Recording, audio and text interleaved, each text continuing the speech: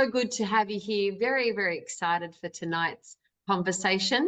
I'm Kelly Wilkins from My Self-Reliance, and this is where we get together every other Tuesday to talk to beautiful guest speakers like we have in the room tonight. But before I introduce them, just wanted to give you an update on our upcoming expo that's on the 4th of May. May the 4th be with us. We're going to be at Kenthurst, and we've got some amazing speakers, workshops, stalls, pony rides, lots of food and fun for the whole family. And really fun event, we're actually having an art auction.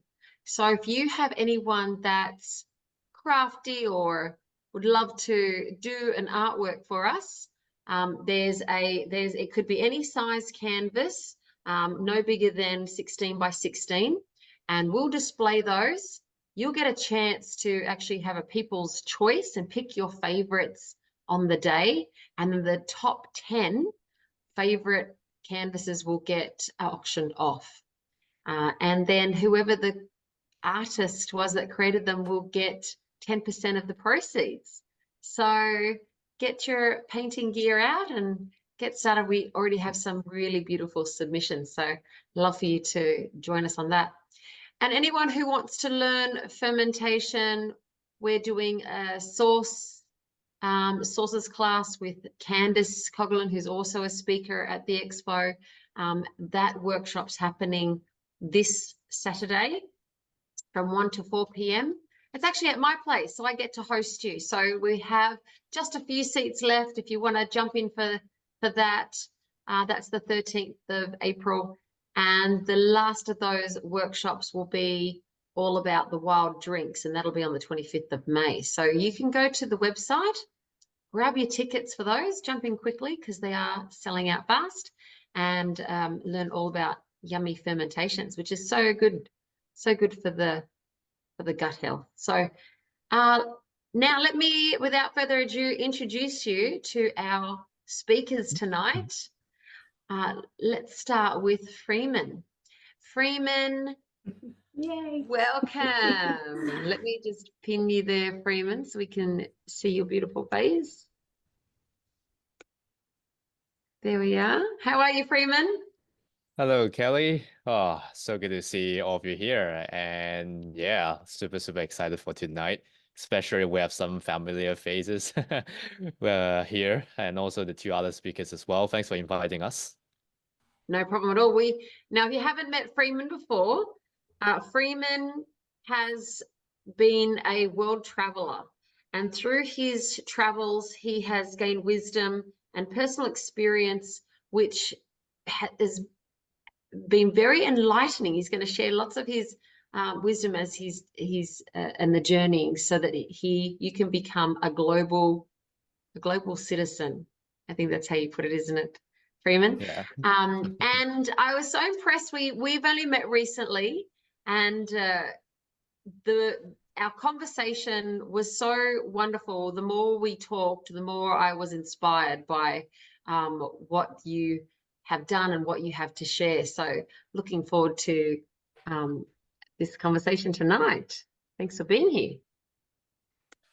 Thanks again, Kelly. Yeah, super excited to hear, because I think in our conversation, there's just so much overlapping, I think, between the work that we're doing, helping people to become a better version of themselves. And I'm the community builder for Mind Valley as well in Australia, which is the world's biggest self-growth platform. So it's amazing that, our communities are coming together and learning from each other and inspiring each other. So looking forward tonight. Thank you. So let's introduce you to Cheryle. Cheryle Yinlo is a creator, beautiful. You're going to discover mind mapping tonight. And so can't wait to hear all about that from Cheryle, that you can actually find yourself within your creativity. Is that right, Kelly? Cheryle? That's right. Thank you, Kelly. Yeah. So good to have you here. And then married to the beautiful Cheryle is Phil Voysey. Welcome, Phil. Now, Phil's Thank also you. a Thank you. traveller. Good. Nice to be here. And Mhm. you've got amazing stories and wisdom to share, Phil. Yes, I guess sounds like I'm touching on a few similar themes to Freeman there. I mean, my talking about the transformative experiences of living and working overseas in different cultures and learning different languages. That's had a huge impact on my life. It's changed my life completely, actually. So, Beautiful. yes. Well, while we're talking to you, Phil, why don't you just give us a little bit more of a background on what you do and some of what we can expect at the expo. Well, I work as a life design coach, and I'm a writer and a musician. And I would have to say that my coaching, my writing, and my music are all inspired by experiences living in different countries around the world. And so I started my journey living and working overseas as a teacher in Zimbabwe way back in the early 80s. So I'm sort of aging myself here. But that's where my journey into other cultures and into myself really began, was way back in the 80s. And Zimbabwe led to Peru, and I've had a long-going relationship with Peru for over 30 years now, and that's been a very special part of my life and my connections with people there and my connections with the culture and the language, learning Spanish. And so I'll be talking a little bit about the transformative impact of learning other languages and how that helps to sort of break down sense of identity and narratives that we might have about ourselves, and helps you to understand that, stories we tell about ourselves are just constructed. And so when you live in other cultures and learn other languages, you realize you come to understand the constructed nature of identity and self. And so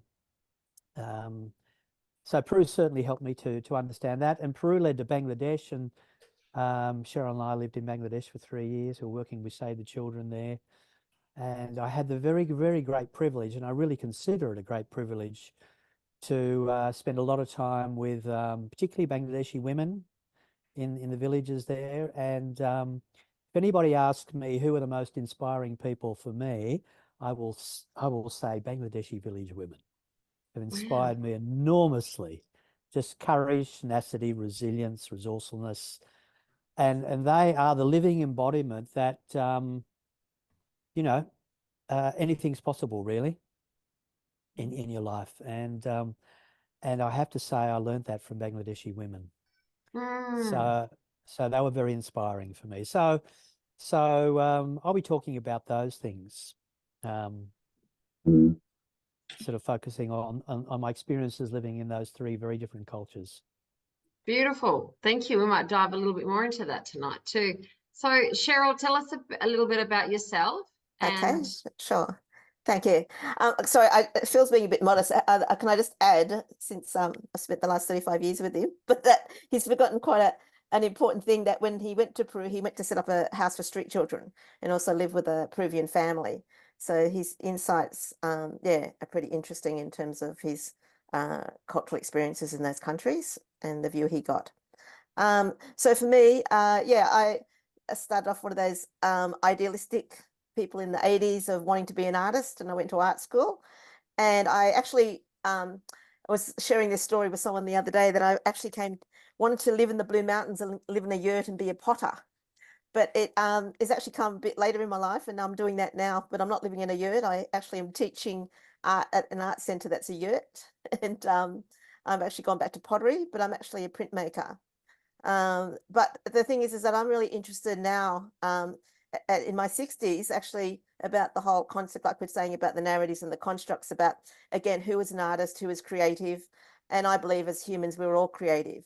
So I do a lot of research and work with people, seeing them transform, people who believe they're not necessarily creative, but just love doing art, and how they can actually draw upon their inner resources and their latent creativity.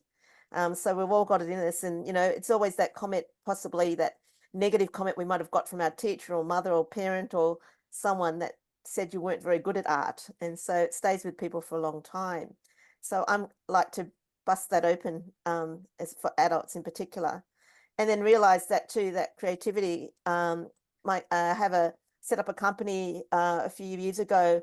It's called Creative Enterprises, and it's all about bringing creativity in everyday life. Because to me, it's also about creative thinking. It's about art making. It's about drawing on your latent creativity and your inner resources, creative problem solving, and that's where I really think it goes into how you can build into everyday life and about building resilience and being adaptive and adaptable, sorry, and flexible. Because as artists and creative people, we're good at actually doing things and not sure what the outcome will be. So we're good at navigating this complex world when things are not certain anymore. Mm. When you come from that creative space, Mhm. it doesn't matter what's thrown at you. You just begin like a blank canvas, and you can start just to create. That how you see and it? you become more resourceful, and you're a divergent thinker, and you're also using lateral thinking, in the way you start to view the world and solve problems and connect things. And then I started to develop my own signature program in creative mind mapping, because most people I meet, and you might be one of the, people in the group might be one of them, is that we have so many ideas as people, and then we get overwhelmed and we can't take action. So actually, and that included myself. So I developed this creative mind mapping sort of program where people can actually bring all their different ideas and then actually kind of regroup them, connect their ideas and get clarity, so they can actually create pathways to actually take action. On a everyday level, or on a year level, or just a creative practice, but any way you want to apply it. Beautiful. And Freeman, tell us a little, let us know a little bit about yourself. Yeah, and first of all, I just want to say I resonate so much with Phil and Cheryle. It's interesting because we kind of know each other, and I think every time when we meet, we kind of delve into really deep topics and conscious conversation. So I actually really haven't heard about this backstory of them as well, but I found so much overlapping because I'm also a traveler myself, and also exploring a lot on my creative side. So the way I always share my stories, because most people, when they look on my social media, when they see I have a life that is living in freedom, I get to travel around the world to speak on different stages, and I have a kind of a dazzling life on social media, but I didn't start out that way, because I actually born in Hong Kong, and in a 24/7 struggling environment. Is competitive, and everything is so full on, and I was in a survival mode for most of my teenage years, and that is the reason why it propelled me to actually leave home, to left Hong Kong, because I just couldn't stand it. And it's so funny because over 10 years ago, I thought I can't lose it anyways. Like, there's nothing for me to lose. I hated my life. I hated my family. I hated everything in that struggling society. I was just surviving. So I went to Romania for solo traveling. And it sounds pretty random as an Asian to living in Transylvania. For those who don't know, it's around Central Europe, in Romania, and I was pretty much the only Asian lived there. But it's turned out to be one of the best summer in my life that really transformed my life, because I start realizing, wow, I'm actually here to allow myself to be authentic, right? Like, I'm not here to live the life that other people have told me to do, right? To follow the rules, but meeting other people from all different countries, I get the opportunity to see, maybe I can create my own freedom as well. So that's kind of started my journey of traveling for the next decade, where I've moved around the world, spent across 10 years living in 35 different countries and visiting different countries. And that really developed me into the person I am today. And that's why I resonate a lot with Phil and Cheryle, because that's something, I hold dear to, and I speak a lot on stage, is the transformative power of traveling. And when I say travel, I don't just referring to traveling outwards, right? That's a beautiful world for us to travel and experience different world cuisines, right? To meet amazing people from different cultural background. Not just that, but also traveling inwards as well to the depth of our mind, body, and spirit, right? So when these two world combines, I call it travel to transform, which is also the title of my book, and also my platform, my movement as well, so that we are really transforming ourselves both outwardly, that we can make an impact to the world, and also inwardly to become a better version of ourselves. So now I become a certified life coach and serving Mind Valley, as I mentioned, as a community builder, as a speaker, as an author, as a multi-passionate global citizen. And I help people to go from a state of surviving to a state of thriving. So I work with some Cheryle, Phil, and Franita and Nicole, you would know. I work with world record breaking athletes, high performance. I work with senior executives as well who decide to quit their job and take the redundancy and chase their dream and kick off a national movement in Australia. So I work with people who really wanted to make that change to transform fully into the authentic version of themselves. So that's kind of where my world sit at now, and also how traveling coming into my life and how much similarities we all have here. So I'm going to ask you all a question, and you can take turns answering this one. But since we're all kind of like on similar themes, this will resonate with you. But why do you think travel makes such a difference to transformation? And do you feel like that is a real key to transformation? Can I just sort of add something to Freeman's comments? I think what I loved when I went to live overseas, Freeman, is that I could be whoever I wanted to be.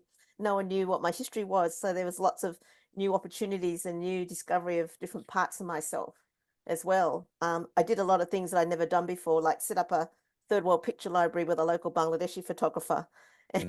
Yeah, for 4 years, and we, now it's quite a world famous photographic library. But also too, just 2 years ago, I left my 9-to-5 job to actually then recreate myself and reconnect with my creativity, and like you're saying, thrive more my creativity and actually have more faith and I guess belief in myself, as a professional. But I call my business Creative Traveller Enterprises because to me, it's actually an external thing and an internal thing. And it's also about art making. So there's kind of multiple things for me. In the traveling, like we're saying, it's a kind of inner and outer transformation. Yeah. So do you think you can reinvent yourself is what I'm hearing is all the time. All the time. Yeah. I think you've got to give yourself permission. I think that's exactly what Freeman was saying about his family. And I was born here, but I grew up with a lot of people in the Chinese community here in Sydney, and there was a lot of Asian boys, Freeman, that were forced to do commerce and economics, but they really wanted to do art, and I used to have them hidden in my house. So love it. And yeah, I think to answer Kelly's question, from my perspective as well, I think travel is a catalyst to transformation, right? Because we are all on a journey of human evolution in a way, right? Like we are all here to learn and grow and expand, right? And to become a different person, right? As we grow, as we age, right? And I think, that is the beautiful journey of life. But how aware you become about yourself, about the world, right? That is really measured by the transformation, the rate of transformation, right? For this person to get deeper, to understand why am I here? What's my purpose, right? What's the meaning of life? Asking all these questions.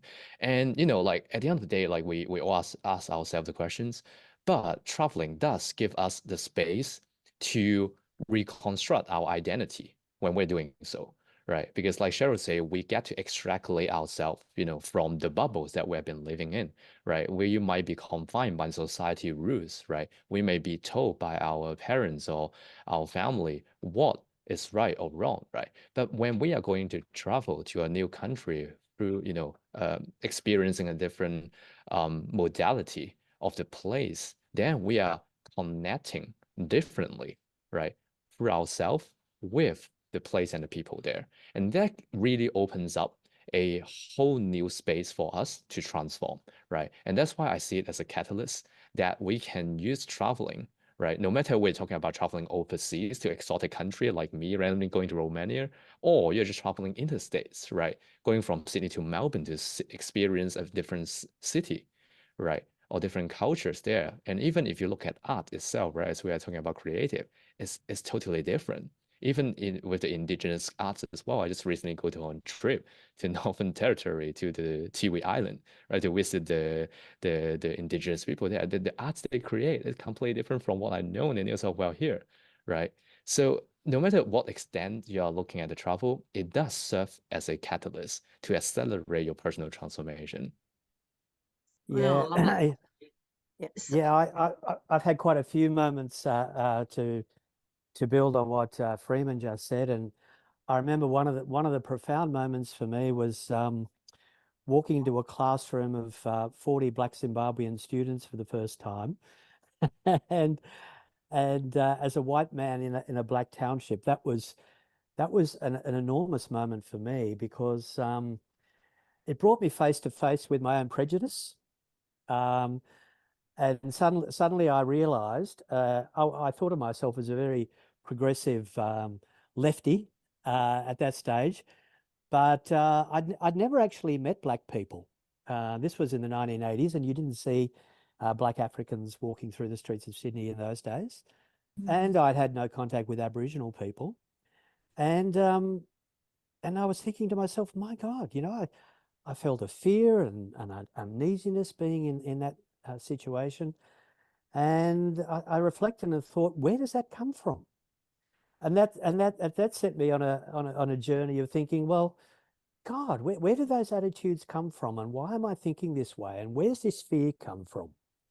And that was incredibly profound for me. And I should add that that fear dissolved very, very quickly through interaction with people. And this is one of the profound things about you know, overcoming prejudice and overcoming fear of the other, is that when you actually meet people and build relationships, those fears just sort of disappear. And suddenly you wake up one day and you realize, hang on, I don't, you know, they're gone. And that was very profound for me, that experience. And I had a wonderful time teaching Zimbabwean students in that township, and I still keep in contact with one of my students, actually. And in Peru, it was a whole experience of learning another language, which was very profound for me. You know, Freeman and Cheryle talk about reinvention. Well, I would talk about complete dissolution of identity that comes with when you're in a situation. And I was living with a family, and I couldn't understand a word that anyone was speaking. And I remember those first few months of being feeling completely lost, and having a complete loss of identity, and everything that I thought I was completely disappeared. And what built up in its place was a different sort of identity that came with, you know, being able to speak Spanish and starting to communicate. But I remember that experience living with a family. It was a complete dissolution of identity and everything I thought I was, really. And I would say learning a language is a lesson in humility, basically. So Phil, it sounds like, you know, you've all done a lot of intentional traveling. How do you, and you touched on this a little bit, but how do you bring in that openness or intentionality so that you don't actually go in there or come away with judgment and you know, coming home being, as you said, disillusioned? What is that? No, I didn't say disillusioned. No, I didn't. I said dissolution of my sense of identity, not Right, disillusioned. yes. No, But not but how do disillusioned. you go, how do you take that intention? What is that thing that you take with you when you go traveling so that you can, so that any one of us can be quite intentional about travel rather than, you know, haphazard or finding yourself in situations that you don't know, you know, out of your depth, like you mentioned, right? You found yourself like you can be out of your depth. So what do you bring to it that's going to make that difference? An open heart, an open mind, and curiosity. Mm. Mhm. Can I just, Basically, yeah, Mm, yeah, and basically. can I just, yeah, and can I just add to that, Kelly, it's about perceptions and assumptions too. And so, you know, Phil's actually the bilingual one in the family. I actually am look Chinese, but I can't speak Chinese fluently. And, you know, and also too, I believe in, Phil, you know, puts emphasis on language for him. I believe that when I've traveled to countries, I can't speak the language, but there's still that human connection. There's still ways that you communicate with people and without even having the language. But for example, I just want to say that when Phil and I decided to go and live in Bangladesh for 3 years, we went to Glebe Books and we got a whole stack of books thinking we need to learn about this culture. So we're learning about, you know, just the fundamentals of even gender and how to socialize with men and women in a Muslim country. And everything they tell you was the complete opposite on the first night we got there, where, you know, Phil was conscious as a man, not to, you know, look into women's eyes or even have physical touch. And then one woman just grabs his hand and drags him on the dance floor. And we look at each other going, this is not supposed to happen, you know. And I've had a lot of that happen for me as well, that as an Australian Chinese, like going teaching in a English language school in Sydney. And the worst scenario for one of my Korean students and businessmen is that you get a Chinese looking teacher, an Asian looking teacher, and you come to Sydney to learn English. That was a big shock for them. And when I went to study in, when I went to teach in China, I was teaching 50 Chinese students in Nanjing, English language, and they looked at me going, where's the English teacher? So that's a bit of a shock. So yeah, the whole thing about perceptions and assumptions for people. And I won't even go into the stories that Phil and I have when I go to Thailand with him. Mm. mm.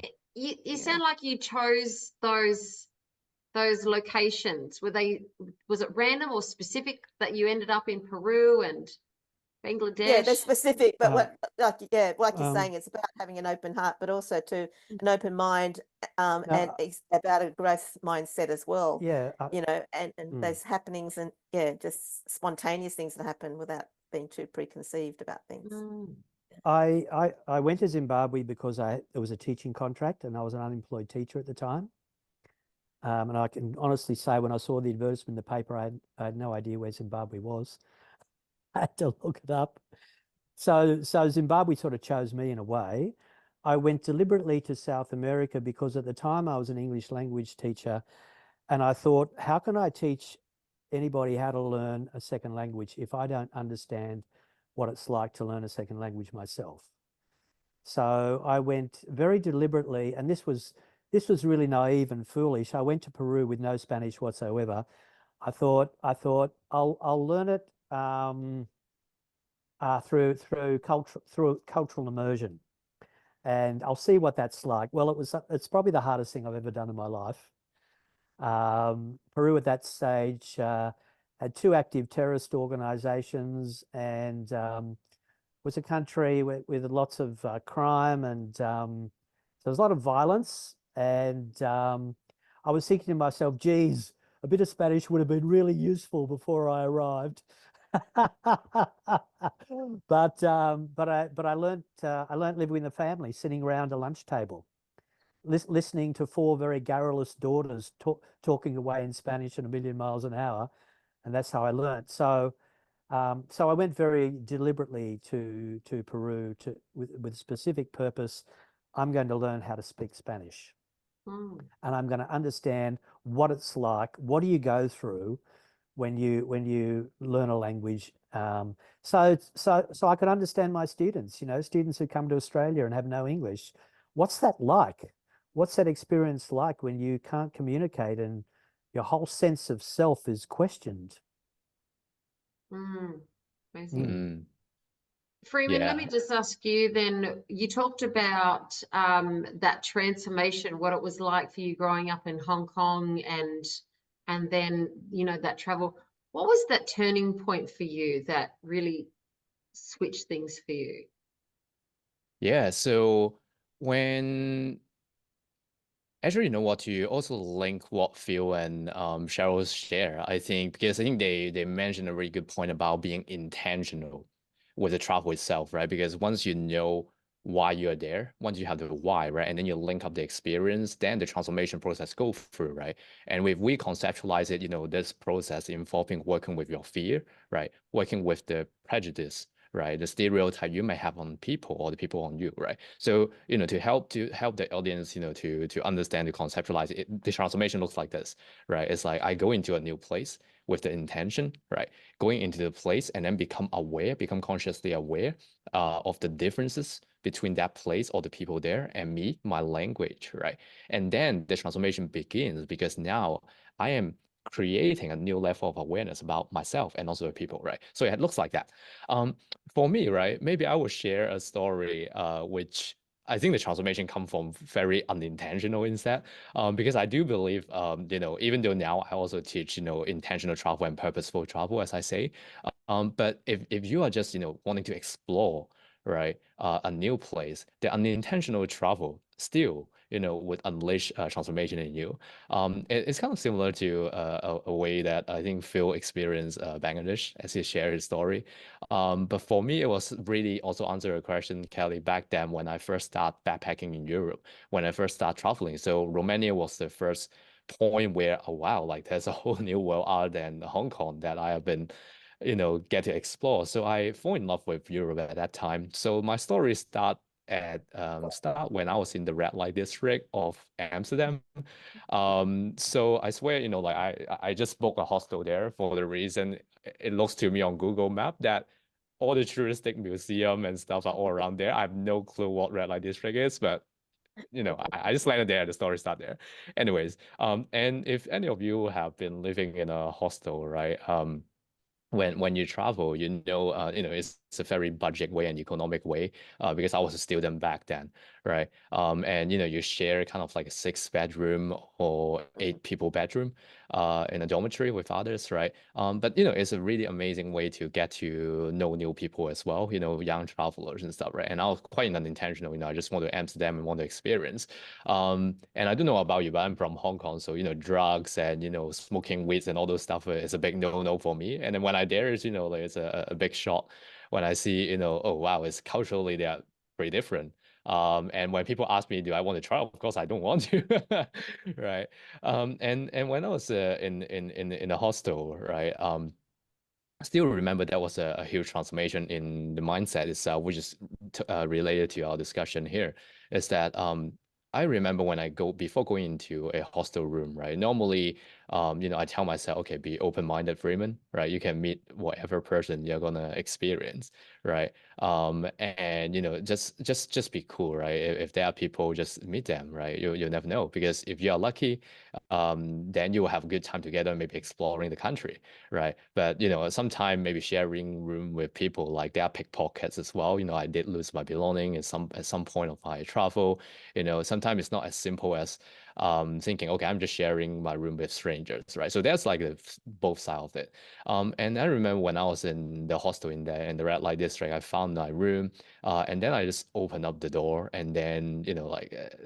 I still remember a very strong sense of men's deodorant, you know, so that's not a good sign to start with. And then there are a couple of shirtless Caucasian guys, and then they're just staring at me, right? And they are so tall, they are bulky, they are like full bodybuilders, right? And you know, I'm like 165 centimeters, I'm like average height Asian, right? So, and then they have like tattoos all over the body, you know, and I was like the fear just creeps up already. It's like, oh, like who are all these people?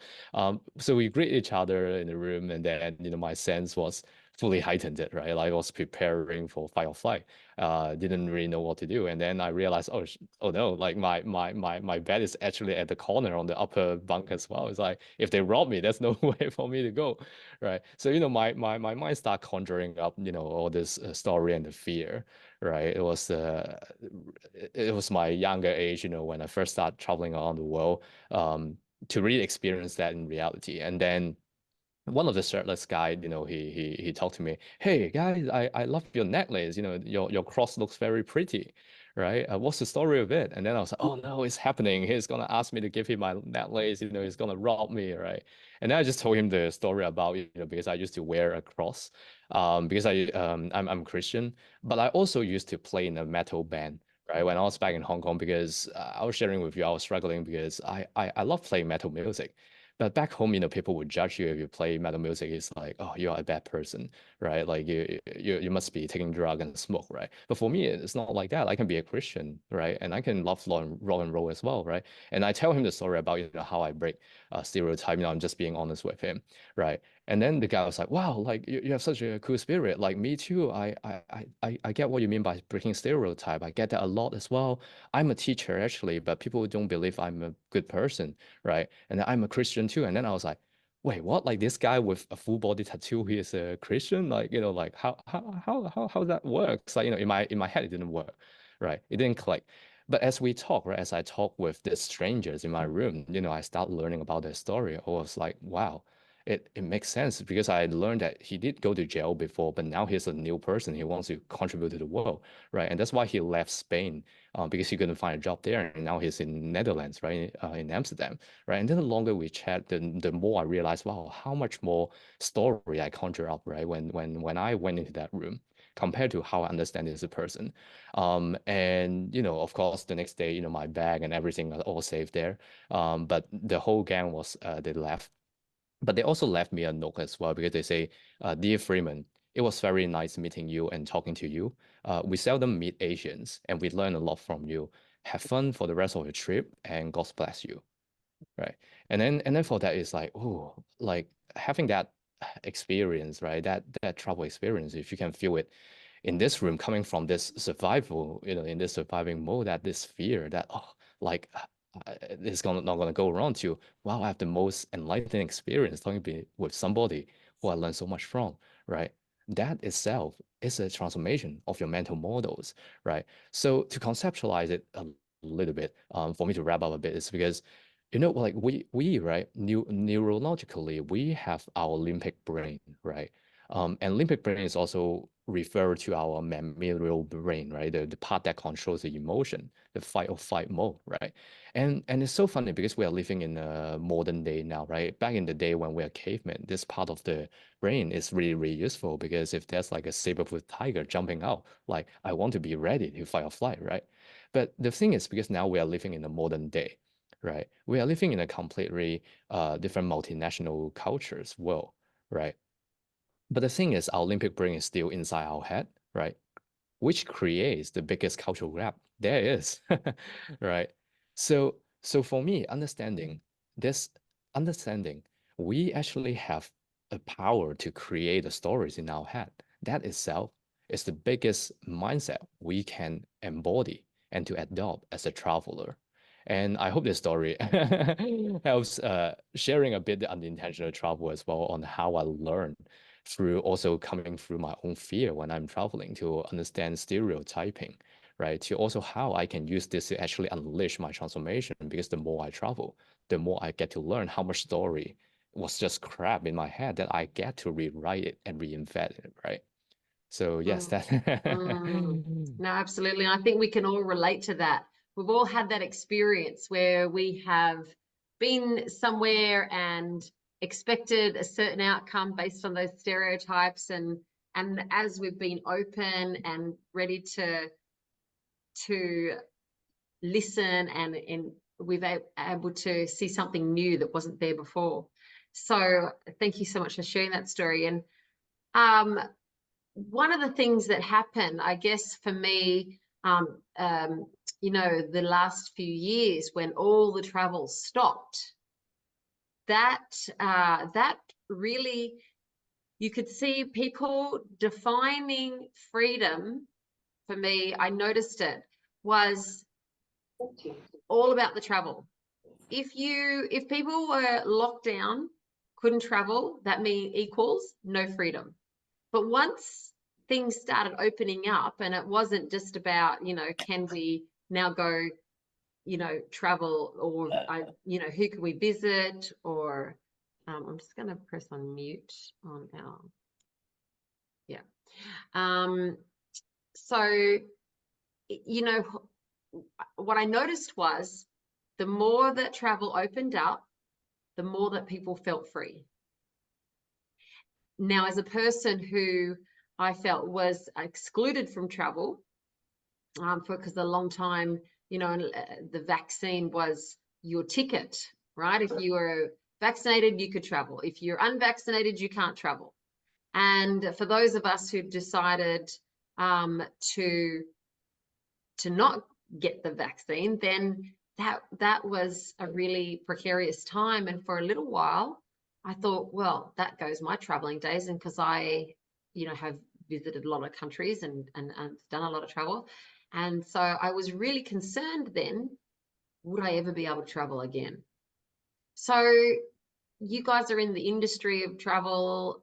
Is there something that's changed? And if people are now hesitant to travel and have that as a transformational experience, what would you say to that? Is what other ways, or would, you know, what do you see now? What's changed about the travel since COVID? Can I just jump in quickly? Conversation I had with a Buddhist monk a few years ago relating to what you're saying, Kelly, and relating, I think, to what Freeman was saying earlier about the real journey being an inner journey. I remember sitting with a Tibetan Rinpoche, and we were talking, and I said, oh, you know, I've lived here and there and blah, blah, blah. He said, oh, why do you need to go anywhere at all? And he was making the point that the real journey we make in our lives, and the most profound one that we make in our lives, is the journey, is the inner journey towards self and self-love. And so outward journey, I don't think is necessary for self-transformation.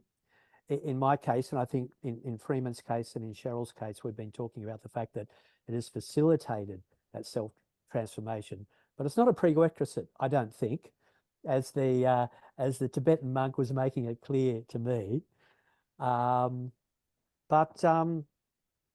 Cheryle and I are taking a group to Peru in July, and so yeah, we're encouraging people to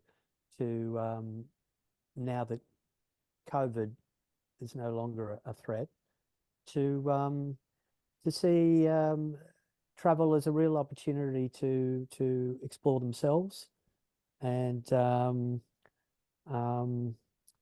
get out and, you know, explore the world. And I think now's a good time to travel. What does Peru offer, Phil? Well, the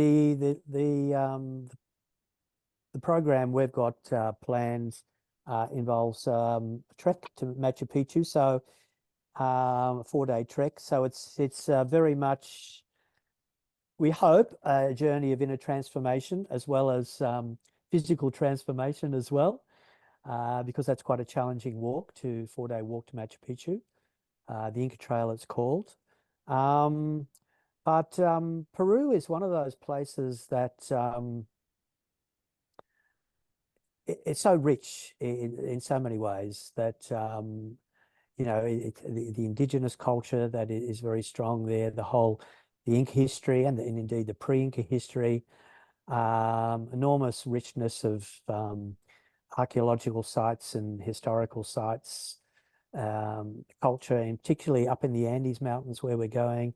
Indigenous culture is very strong, and so we'll be giving people the chance to experience Indigenous culture and meet Indigenous people as well. Yeah, they'll be cooking lunch for us, and we're spending the day with them to get to understand, more about agricultural life, and also to their cooking as well. So it's more cultural immersive experience. So, you know, there's lots of companies going to Machu Picchu, but we've designed this unique itinerary that actually gives people a much, hopefully more cultural immersive experience than they will normally get with other places, and go back to the Sacred Valley where we used to live as well. But it's about the creative and innovation of even the architecture, you know, of the way that they built buildings with no mortar and stones, and the Yeah, way they cut them, and major architectural Now, feats. now but could, Cheryl, Mm. what? No, but I do realize Cheryl has to go off and teach a class, an English speaking class to some Chinese. So do you want to share anything else before you have to go about your mind mapping workshop that you're doing at the expo? No, just yeah, I just want to share with people there to come and join me at the workshop, and also too just about embracing creativity in everyday life and integrating that, and I'll give you some strategies and ways. I just to Freeman is just that I spoke at a International Women's Day panel recently, Freeman, and people again identify us as Asian, and I said to them, I actually forget I'm Asian unless I look in the mirror. It's other people telling me I'm Asian, so I find that quite interesting. And even just your trip up north to the Tiwi Islands, part of my advocacy too is just that about not seeing art from a Western model. And so the part I love about non-Western cultures is that they've integrated arts and culture. And I spent 30 years in the creative industries, and I think it's about time about how we shift even those perspectives. So thank you for Kelly for the invitation to share my ideas and thoughts. Yeah. Yeah, lovely. you. We look forward to Thanks, having you at the Freeman. expo. Yeah, excellent. Thank you. Yeah. Yeah. I would, sorry that you have to go, but we've just loved having you here. And, it's really, I think, part of really important piece aspect of, the self-reliance is bringing out that beautiful artist within, and being able to make connections to your own personal journey and identity through creativity. So And I think the one thing I just want to finish is that, yeah, creativity doesn't belong to just special people. It belongs to all of us. Okay. cool. Beautiful. Okay. Thank you. Thanks, everybody. Sorry, I have to Thanks, leave. Cheryl. Beautiful. Freeman, share with us a little bit then what people can expect, because you're going to be speaking first. So you'll first come off the rank in the main hall for the talks. And we've got Phil capping off at the end of the day.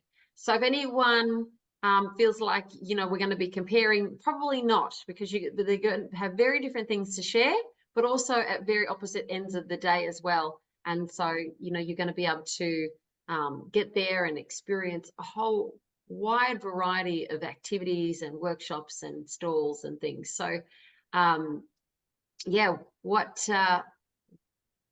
share us a little bit about the kinds of avenue that we're going to be able to get to go through at the expo. Yeah, no, super excited for that as well. So I think today is more, I think the topic is more on surviving to thriving, where I think three of us, we kind of share our personal journey, and also, how that traveling transform our life, right? And at the expo, the topic is more on thriving by design, which is what I'm helping a lot of higher level professional athletes and also high performers to recreate their life, right? To recreate personal freedom through creating their self-awareness and inner freedom, right? And there are a bit more practical tools and also mastery tool to delve into. Something I usually share more on stage, when I'm at bigger stage like TEDx, at Mind Valley, at recently on Lumen Vitae as well. So I'm usually talk a lot about, thriving by design, because we are all deserve to recreate a life that, defined by us authentically, right? We're not here to live the life that people tell us to, right? And one metaphor I really, really love to use is, just imagine yourself, you are standing in front of the beautiful Eiffel Tower, right? In Paris, in France, right? The wonderful, amazing architect. And let's say you want to go to the next tourist destination, right? Let's say you want to go to the Louvre Museum, right? Or wherever the next stop is. Would you then pull out a map of Tokyo, Japan? Right? You won't, right? It sounds silly, right? It sounds ridiculous, right? Would you pull it out just because the Eiffel Tower looks has certain physical semblance to the Tokyo Tower? No, you won't, right? But this is what I believe what most people live their life with, because we are living our life by handing down by the map from the last generation, right? From traditional education, right? From way that the governments or societies or rules tell us what to do, right? So for that, like me, I'm on a mission to awaken more global citizens and help them thrive, right? Because we can only transform the world through transforming our human consciousness as a collective, right? Not through technology, right? It's through human consciousness. So for that, that's something I hold really dear to help people to recreate their own map. And that's something I'll delve into more at the expo. And I believe I also have a workshop as well. I have a workshop space for those who would be interested in a smaller space setting that will go into unleashing a deeper purpose there as well. After the keynote speech. So if you feel resonate with Thriving by Design, to go deeper into how you can also unleash this mastery in yourself that works with your own blueprint in your own circumstances, right? Then we can go into that smaller workshop space as well to go into a deeper journey together and find that deeper purpose and how that can fit into your current life as well. So I think that's a teaser. Yeah, for very what's coming up. great. So in the chat there's a link that if you want to check out the times of the workshops and the talks, jump in there, you get your free ticket, and then you can start to plan out your day so you don't miss Freeman's talk and then the workshop. And now I also happen to know the client that you have, Ali, who's a world champion mountain climber, and she's going for the Guinness Book of World Records of climbing Mount Everest. So Yeah, 14 peak. I didn't know you know Ali as well. Yes, Amazing. yeah, she's a great friend. So has Ali left on her trip yet? Yeah, she already left on her expedition. We actually just have a coaching call 2 days ago, because she just came back because of the mountain, the weather from the snow. So she's doing it later, I think this weekend, for the climb. But yeah, absolutely amazing. So a lot of the model we use on cultivating her consciousness, she went from a state where she couldn't believe she can do her project, that's her dream project, to a state where now she owns it, playing throughout fully. And also recently, I think this month, she just went back to Nepal and she met the government, the tourism board. I think she was featured on pretty much all the mountaineering magazines locally, got million views on her reels and everything. So yeah, it's the same process of building, understanding this mastery to really thrive in your life. Yeah. Yeah, she's amazing, and she was telling her story, and she'll, if you have a company, you can sponsor Ali, and she'll take your company's logo or flag or whatever you want to have and banner, and she'll hold it up the top of Mount Everest. So that's very exciting if you had that opportunity to be recognized at the top of Mount Everest. So we wish her all the best there. That's very exciting. And then, Phil, do you want to just say anything more about what people can expect from your talk? I know just what you were saying about going to Peru, I'd never really considered it myself. It wasn't on my bucket list until you started talking about the Inca trails and Machu Picchu. I'm like, oh, yes, I do know a friend who's done that, and how amazing she said it was coming back from that experience. So, yeah, what other teasers can you give us about your talk? Basically, I'll be drawing on my experiences living in Peru, Zimbabwe, Bangladesh, and probably Canada as well. I spent some time living there as well. And my aim will be to entertain and to tell those stories with humor. So get people laughing, but also sharing insights about how those experiences have allowed me to rewrite the narrative of my own story and who I am, and how that opportunity to rewrite the narrative, as Freeman has talked about as well, and Cheryle has talked about. Yeah, I'll be talking about how that's possible for everybody.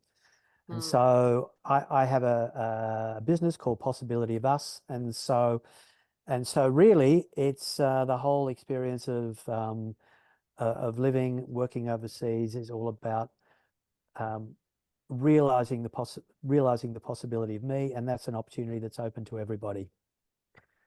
I love that. And I was just wondering if there'll be if I'll be able to plug in a guitar and do a couple of songs as well.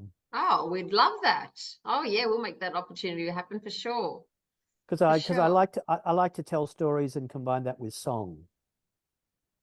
Wow. Well, everyone's marking down on their and that, travel journey now to make sure we come and hear your song.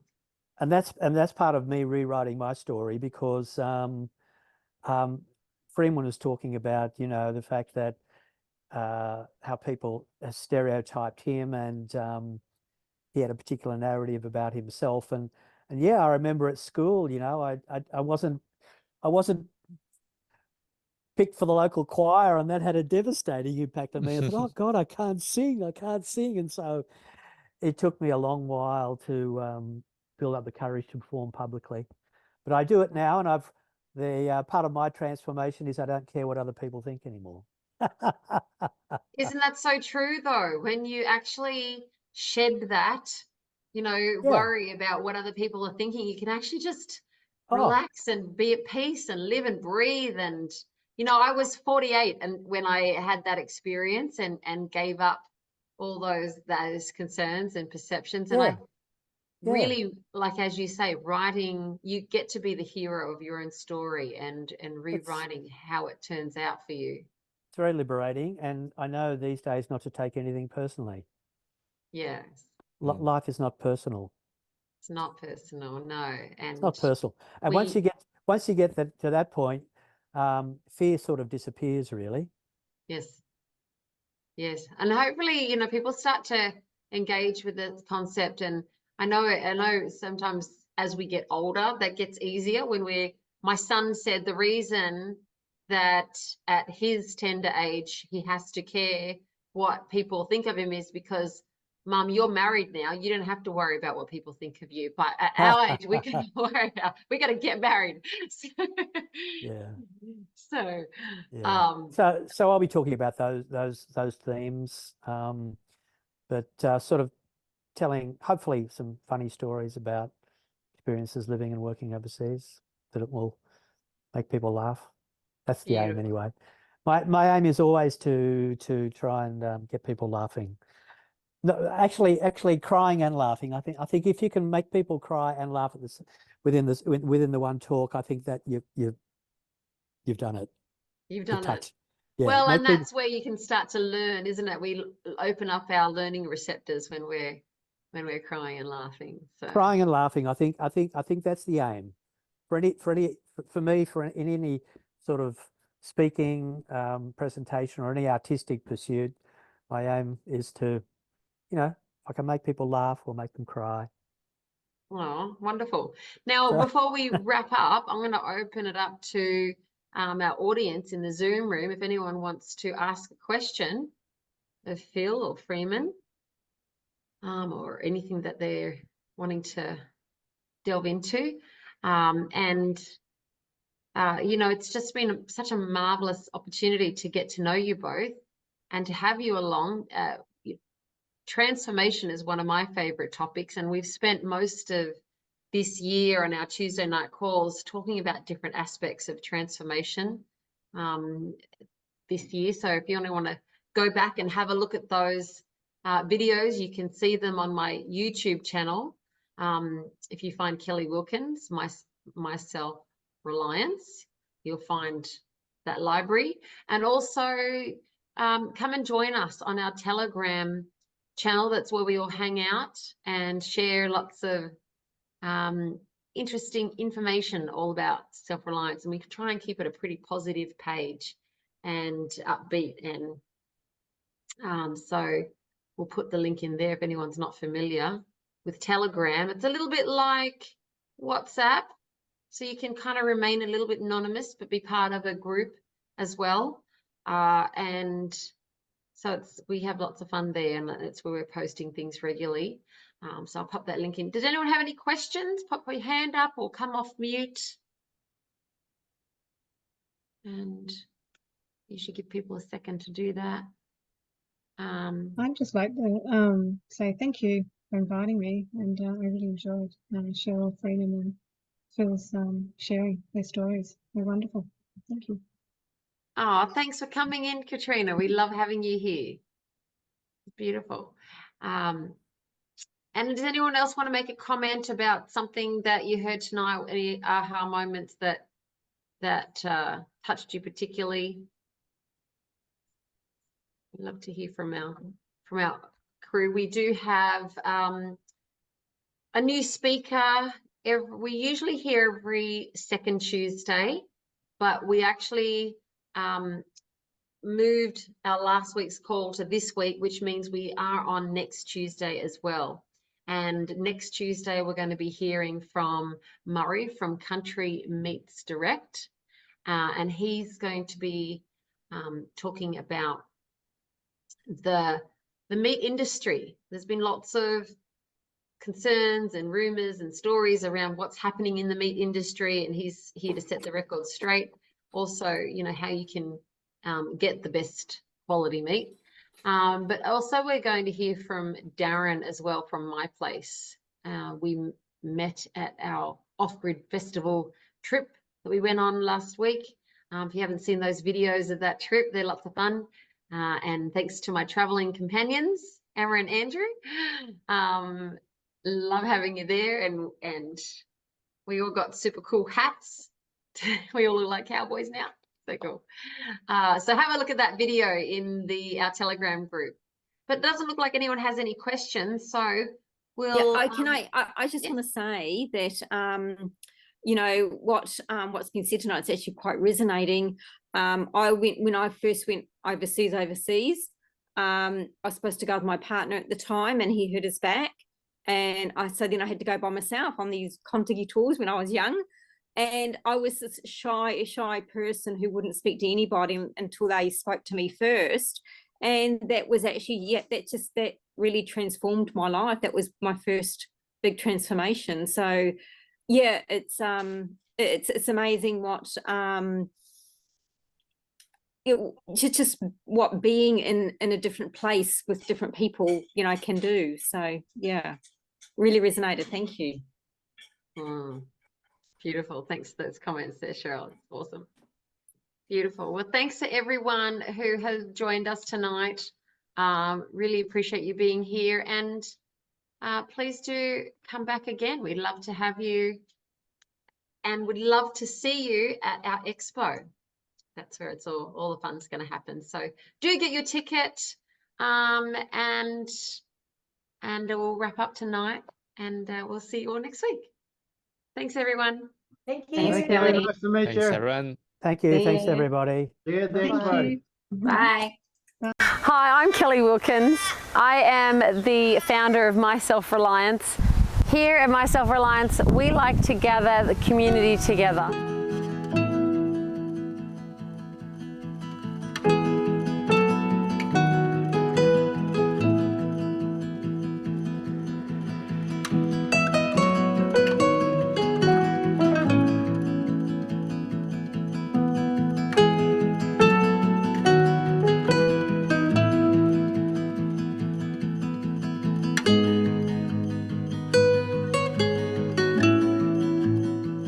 It's been amazing, actually. The sense of community, the connection between the people. We are all coming from different walks of life, from different backgrounds, but feeling in harmony together, aligned with the same purpose is just amazing. And the people here have depth of knowledge, experience and skills, and they are wholeheartedly sharing it with the whole community. This is just amazing.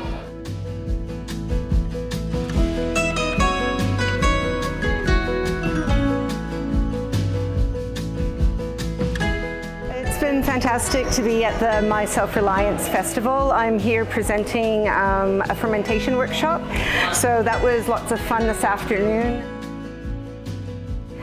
We got to make a bunch of sauerkraut, fermented veggies, do some fermented sodas, and just learn about gut health and how to preserve and how to live a healthier life. I get excited when I see other people get excited that they can do what I'm teaching. So I did 72-hour or go bags, and it's a way to be self-reliant and prepared for a time of crisis. And I really enjoyed being able to share that with people, because it helps other people see that they can be much more self-reliant, much more prepared for emergencies and crisis, and that they can be this person of calm in a time of chaos, which is really important, I think, in these days.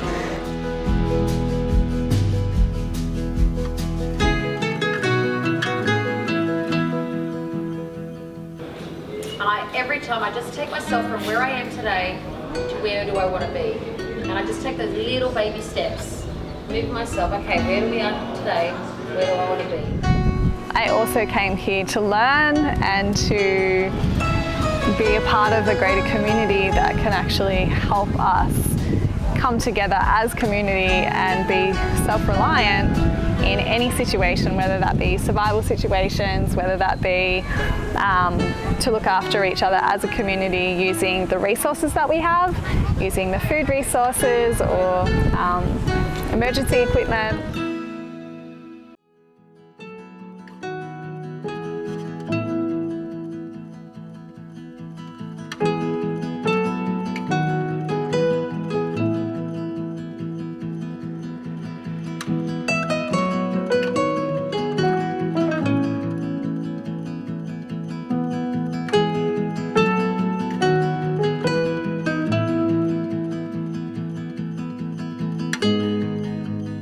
I think I've enjoyed most about today is being at the beginning of something that you can see will grow over the coming years. So it's really lovely to have known Kelly and to see it from ground up.